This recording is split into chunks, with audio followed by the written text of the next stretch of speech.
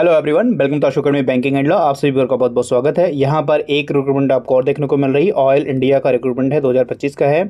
यहाँ पर जो पोस्ट का नाम है वो सीनियर ऑफिसर लीगल का ही पोस्ट है आपका। इसका सबसे अच्छी बात जो है, डेट ऑफ एग्जामिनेशन जो है, यानी डेट ऑफ सीबीटी मतलब कंप्यूटर बेस्ड टेस्ट जो है 1 नवंबर 2025 को है। 1 नवंबर 2025 को इसका आपका एग्ज़ाम होना है। सब कुछ दे दिया गया है यहाँ पर, सिलेबस वगैरह, एज क्या होगी, एग्ज़ाम का पैटर्न क्या होगा, सिलेबस क्या होगा, एजुकेशन क्वालिफिकेशन का क्या होगा, कौन कौन एलिजिबल है। सबसे अच्छी बात है सिंगल एग्ज़ाम और इंटरव्यू है। ऐसा नहीं कि पहले प्री है फिर मेंस है और फिर इंटरव्यू है, ठीक है, ऐसा नहीं है। सिर्फ एक एग्ज़ाम है, प्री का एग्ज़ाम है, सिंगल एग्ज़ाम है और इंटरव्यू है इसमें। तो आगे की डिटेल देखते हैं। जो लोग भी इस चैनल पर नए आए हैं, चैनल को सब्सक्राइब कर लीजिएगा, वीडियो को लाइक कर दीजिएगा और अपने दोस्तों के साथ शेयर जरूर कर दीजिएगा। तो चलिए आगे का नोटिफिकेशन देखते हैं। तो यहाँ पर हम लोग रिक्रूटमेंट वाले पेज पे आ गए हैं, ठीक है। मैं आपको बता दूं, आरआरबी के जो PYQP हैं वो अवेलेबल हैं, ठीक है, वो आप परचेज कर सकते हैं। आपको काफ़ी हेल्प मिलेगी प्रोफेशनल नॉलेज का जो पेपर होगा, ठीक है, उसको समझने के लिए। प्लस दूसरी बात यह है कि मॉक टेस्ट शुरू होने वाला है, ठीक है। जब भी आपका स्टार्ट हो जाए आपको इन्फॉर्म कर दिया जाएगा। तीसरी बात, बैंक ऑफ महाराष्ट्र का जो प्रीवियस ईयर पेपर है, ठीक है, प्रीवियस ईयर पेपर जो है वो भी अवेलेबल है। तो जिनको लेना है, जिनको परचेज करना है, ये चीज़ें पेड हैं, ठीक है। बाकी आपको गाइडेंस और जितनी भी आपको ज़रूरत की चीज़ें हैं ना, जैसे आपको गाइडेंस चाहिए, कैसे हमको प्रिपरेशन करनी है, कहाँ से हम मटेरियल को इकट्ठा करें, तो ये सारी चीज़ें आपको फ्री में मिलेंगी। वो आप मुझे व्हाट्सएप पे जब मुझे मैसेज करके जिस भी सब्जेक्ट के बारे में आप गाइडेंस चाहते हो तो वो आपको फ्री में मिलेगी। बट जो PDF हैं जो बने हुए हैं वो पेड हैं और वो आपको पेड ही मिलेंगे। तो जिनको चाहिए ये चीज़ें परचेज कर सकते हैं आप लोग, ठीक है। चलिए अब आते हैं अपने इस रिक्रूटमेंट वाले पेज पे।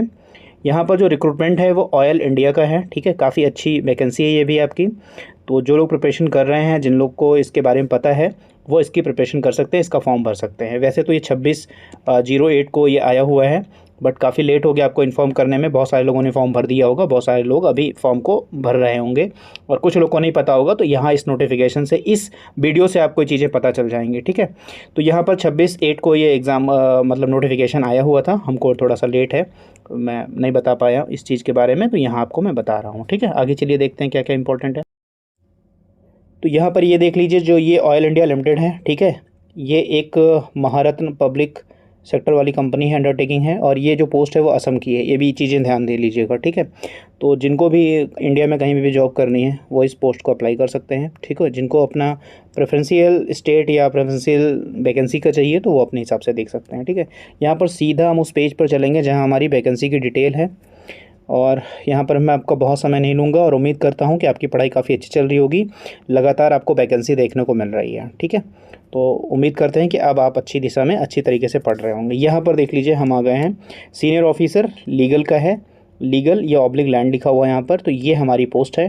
टोटल पोस्ट है 5, ठीक है। यहाँ पर देख लीजिए, UR की हैं 3, OBC नॉन क्रीमी लेयर की हैं 1 और SC की है 1। तो इतनी सारी यहाँ पे पोस्टें हैं, मतलब इतनी सारी का मतलब कैटेगरी वाइज पोस्ट है। टोटल है 5, ठीक है। ये आपका ग्रेड पे यानी स्केल है। यहाँ पर एज देख लीजिए, जो UR कैटेगरी के लोग हैं 27 है, OBC का जो है 30 है और SC का 32 है। तो यहाँ पर जो रिलैक्सेशन वगैरह को मिलाकर यहाँ पर दे दिया गया है।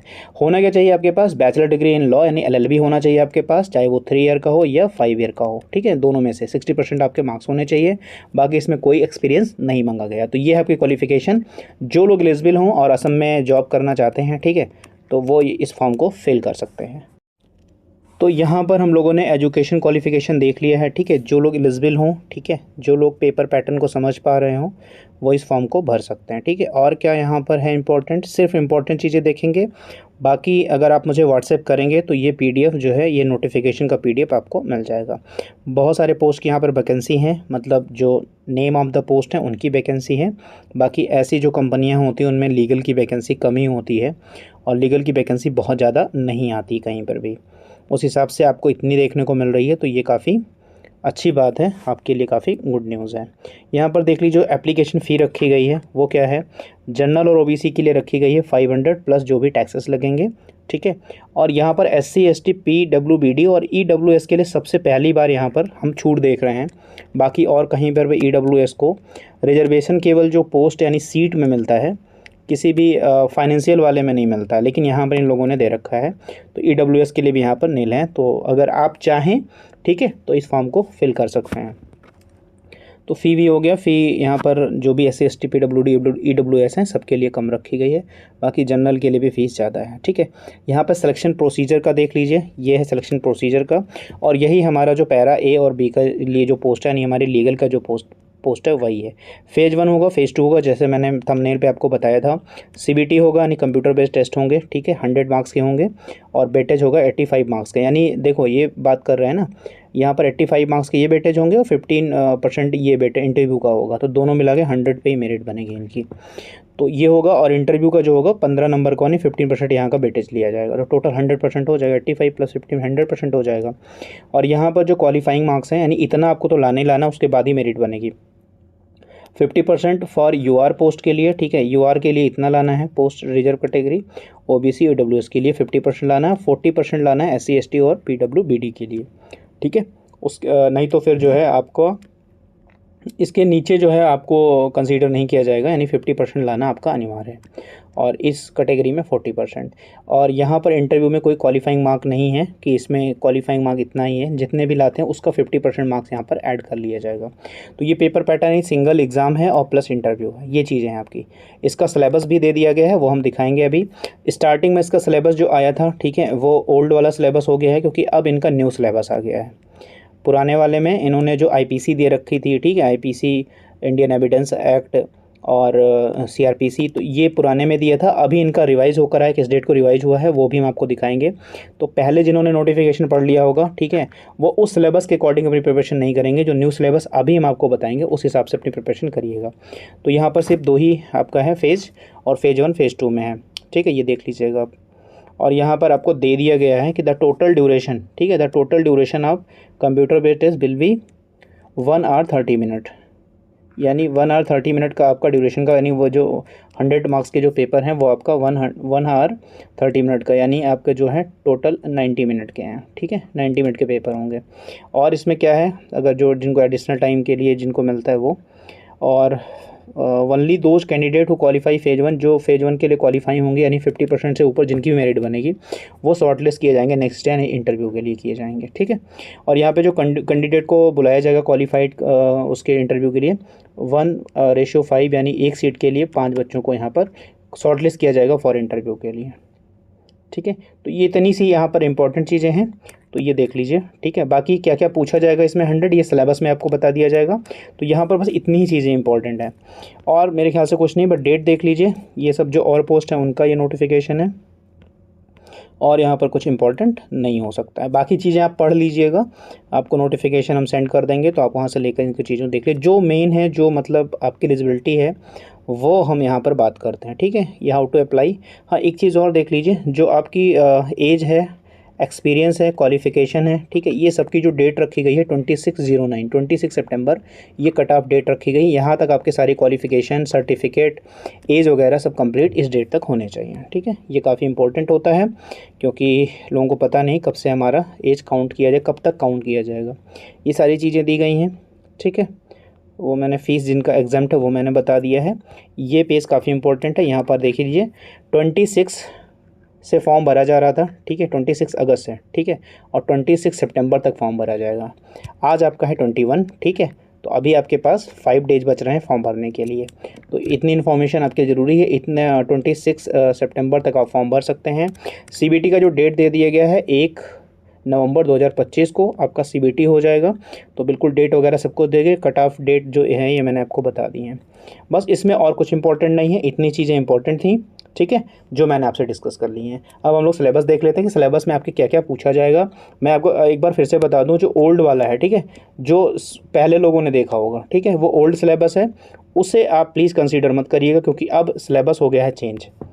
मैं आपको यहाँ पर फिर से बता दे रहा हूँ, जो ओल्ड वाला सिलेबस है, ठीक है, जो ओल्ड वाला सिलेबस है उसे आप मत कंसीडर करिएगा। जो भी स्टूडेंट इसे देख रहे होंगे, अब न्यू सिलेबस इनका अपडेट होकर आ गया है, रिवाइज आ गया है, वो हम यहाँ पर डिस्कस कर लेते हैं। तो वहाँ पर उस नोटिफिकेशन में हम लोगों ने सारी जितनी भी इम्पोर्टेंट चीज़ें थी, ठीक है, वो सब कुछ हम लोगों ने देख लिया है।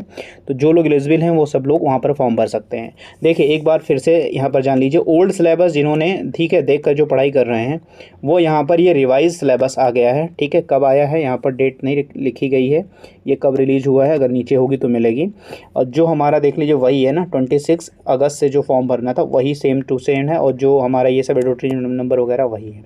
और यहाँ पर जो हमारा पोस्ट है सिर्फ उसी के लिए रिवाइज़ किया गया है। क्यों? क्योंकि मैंने आपको पहले बता दिया है कि जो पुराना सिलेबस था उसमें आईपीसी थी, ठीक है, जो बदल गई है, सीआरपीसी था जो चेंज हो गई है, और जो इंडियन एविडेंस एक्ट था, ठीक है, वो भी चेंज हो गया। तो ये उसमें पुराने जो एक्ट थे उसमें इन लोगों ने ये चीज़ें पूछ रखी थी, तो ये चेंज ही होना था, रिवाइज होना ही होना था, ठीक है। तो यहाँ पर आइए, तो एक चीज़ और सबसे पहले ये जान लीजिए कि जो हमारा वहाँ 100 मार्क्स का पेपर होगा, 100 मार्क का पेपर, उसमें क्या क्या चीज़ें आएंगी। तो जनरल इंग्लिश आएगा, रीजनिंग आएगा, न्यूमेरिकल एप्टीट्यूड आएगा, ये आपके जो मिलेंगे, ठीक है। ये टोटल आपके मिलेंगे, ये 3 सब्जेक्ट ये मिलेंगे जिसके 40 मार्क्स होंगे, ठीक है, जिसके 40 मार्क्स होंगे यहाँ पर ये चीज़ें आपको मिलेंगी। और इसमें से जो 60 मार्क्स होगा वो आपका लॉ का होगा, ठीक है। तो लॉ का अभी सिलेबस देख लेते हैं क्या है आपका लॉ में, क्या 60 मार्क्स के जो लॉ पूछे जाएंगे, और 40 मार्क्स ये 3 सब्जेक्ट आएंगे आपके, इंग्लिश, रीजनिंग और न्यूमेरिकल एप्टीट्यूड, यानी मैथ होगा, रीजनिंग होगी और जनरल इंग्लिश होगा। तो ये 3 आने हैं, ठीक है। 60 और 40 100 मार्क का है टोटल आपका, ठीक। और नीचे चलते हैं, तो ये सिलेबस हम लोग के हैं senior officer land and legal का, ठीक है। तो यहाँ पर देख लीजिए, ये सिलेबस हमारा न्यू वाला रिवाइज सिलेबस है ये, ठीक है, ये न्यू वाला रिवाइज सिलेबस है ये। तो यहाँ पर देखिए सीरियल नंबर दिए गए हैं, लगभग कितने एक्ट यहाँ पर दिए गए हैं, लगभग 20 एक्ट आपके दिए गए हैं यहाँ पर, ठीक है। पिछले बार में 14 एक्ट थे, यहाँ पर 20 एक्ट दिया गया है। तो फर्स्ट नंबर पर देख लीजिए द कॉन्स्टिट्यूशन ऑफ इंडिया, जो काफ़ी इंपॉर्टेंट रोल प्ले करता है। और सेकंड नंबर पर है, हमने बताया था बीएनएस, ठीक है, आ गया है आईपीसी की जगह, भारतीय न्याय संहिता। थर्ड नंबर पर लेबर एंड इंडस्ट्रियल लॉज हैं, इसमें कई लॉज आ जाएंगे आपके। और फोर्थ नंबर पे है the Assam land revenue regulation act 1886 का है, क्योंकि ये असम के पोस्ट की वैकेंसी है, ठीक है, ये असम की है, इसलिए असम एक्ट यहाँ पे लोकल स्टेट का ये पूछा जा रहा है, ठीक है। फिफ्थ नंबर पे है the Assam land acquisition act 1964, ये है, ये भी असम का ही है, लोकल है। 6 नंबर पर the right to fair compensation and transparency in land acquisition, rehabilitation and resettlement act 2013 का ये है। 7 नंबर पे है द आर्बिट्रेशन कैंसिलेशन एक्ट 1996 का है। 8 नंबर पे the code of civil procedure, जिसको सीपीसी शॉर्ट में बोलते हैं, ये है। और 9 नंबर पर है आपका सीआरपीसी का जो, ठीक है, सीआरपीसी की जगह जो है द भारतीय नागरिक सुरक्षा संहिता 2023, ठीक है। 10 नंबर पे क्या है द कंपनीज एक्ट 2013। 11 नंबर पे द इंडियन कॉन्ट्रैक्ट 1872। और 12 नंबर पे द भारतीय साक्ष्य अधिनियम, जिसको बीएसए कहते हैं, ये इंडियन एविडेंस एक्ट की जगह पर आया हुआ है। 13 नंबर पे है द इंडियन पार्टनरशिप एक्ट 1932। और 14 नंबर पर इन्वायरमेंटल लॉज। 15 नंबर पे है the right to information act 2005। 16 number पे ट्रांसफर ऑफ प्रॉपर्टी एक्ट 1882, ये टीपी है, ठीक है, और ये कॉन्ट्रैक्ट एक्ट है। 70 नंबर पे द इंडियन रजिस्ट्रेशन एक्ट 1908। और 80 नंबर पे द फॉरेस्ट कंजर्वेशन एक्ट 1980। और 90 नंबर पे है the public premises eviction and unauthorisation occupants 1971 का है ये। 20 नंबर पे द असम का देखिए 3 आपका हो जा रहा है, ठीक है, 1 नंबर यहाँ पर, 2 यहाँ पर और 3 यहाँ पर। द असम का temporarily settled areas tenancy act 1971। तो ये 3 आपके असम के हैं। बाकी लगभग आप एक्ट जैसे इन्वायरमेंटल लॉ छोड़ दीजिए, ठीक है, और लेबर के सारे तो नहीं, 1-2 के जो हमारे लगभग एग्ज़ाम में आते रहते हैं, ये आप देख लीजिए। बाकी लगभग जो है आपका 95% एक्ट जो है यहाँ पर आपके पढ़े हुए हैं, आपके एग्ज़ाम में पूछे जाते हैं। तो ये कवर करेगा 60 मार्क्स, ठीक है, आपके लॉ जो है 60 मार्क्स कवर करेंगे। और 40 मार्क्स आपका इंग्लिश, मैथ और रीजनिंग ये कवर करेगा। तो ये रिवाइज वाला सिलेबस है, ठीक है। तो आप लोगों ने देख लिया है। तो जिन लोगों को जो लोग एलिजिबल है, जिनका मन है, ये असम की जॉब है जहाँ पे भरना है, तो आप लोग इस फॉर्म को फिल कर सकते हैं, ठीक है। तो चलिए मिलता है नेक्स्ट वीडियो में। God bless you to all. कोई इन्फॉर्मेशन होगी तो आपको जल्द सूचित किया जाएगा। Thank you for watching.